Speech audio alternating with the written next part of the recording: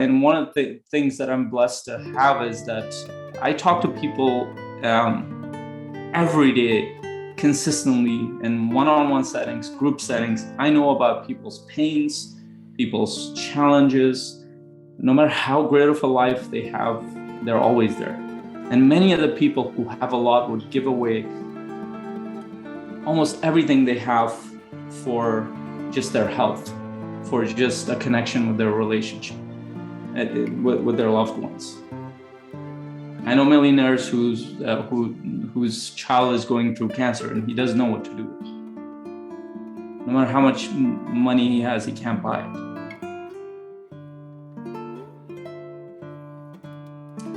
I know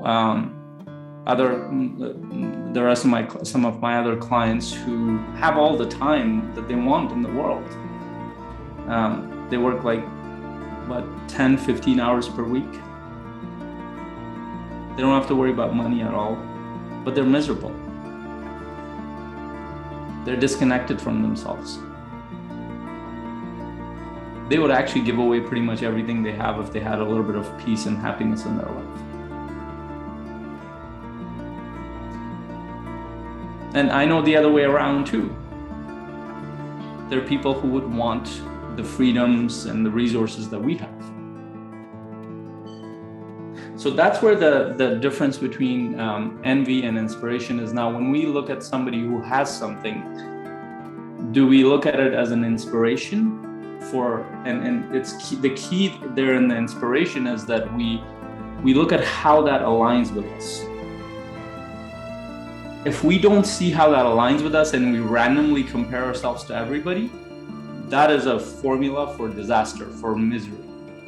But if we look at somebody who has something that feels aligned with us, we can feel inspired. Oh, how did that person do that? I can do it too. And if there was any time in history that anybody can pretty much create anything if they really chose to go towards it, if it was really important to them, they would be able to. We are in a very unique time in history. This wouldn't have been possible a few years back with the lack of resources, with all the challenges that we've had as a species. But we are in an age of information. We are in an age of technology. We are in an age of communication. We are in an age of business that's unparalleled. Like you see teenagers building multi-million-dollar businesses from a YouTube channel out of everything, and just expressing who they are. Now, it's not easy that they got there, but it was something important for them. Now, just on the money. We see people living abundantly without having to work that much.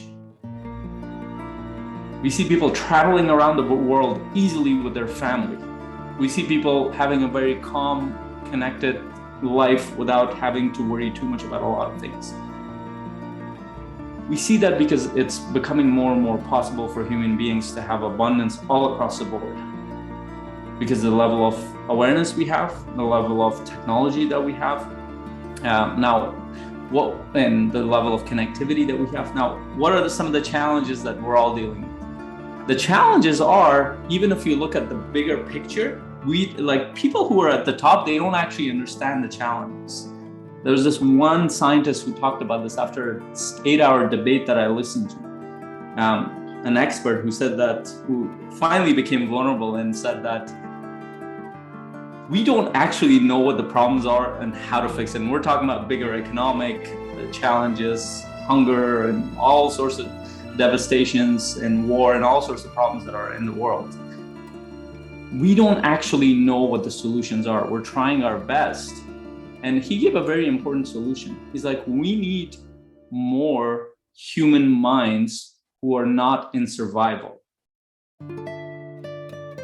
Now, this is important. This doesn't just relate to people who are living in third world countries. Obviously, it relates to them because they are actually surviving. But most people in the Western world, they are in a survival mode. They don't realize that they are in an abundant world. Their mind responds like that. That's why we are constantly reacting to each other, or a big part of why we're constantly reacting to each other. Now, this is why I think what you're doing here is probably more important than some politician trying to do whatever the hell they're doing, or some businessman trying to do whatever they're doing to move whatever cause that they're doing.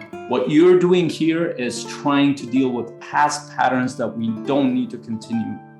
We need to create new patterns that can help us connect better with other human beings, that can help us create more solutions, that can help us grow, versus be stuck in the past patterns. And one of those patterns is this idea of comparing.